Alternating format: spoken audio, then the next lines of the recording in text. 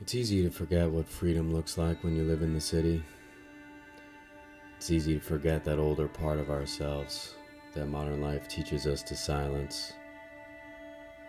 The part that still remembers the forest, rivers, and the haunting beauty of being small beneath a big sky.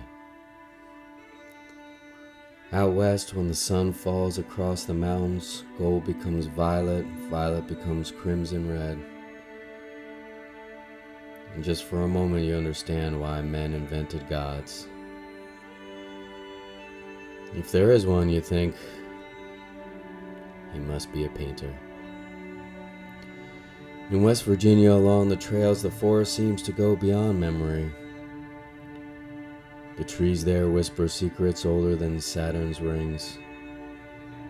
The creeks and the rivers that run through these mountains carry the memories of men who crossed them and those who disappeared into them. Men who believed that they were conquering the wilderness when perhaps all along they were trying just to conquer something within themselves. But nature can't be conquered. The mountains don't care about your dreams. The river does not know your sorrows.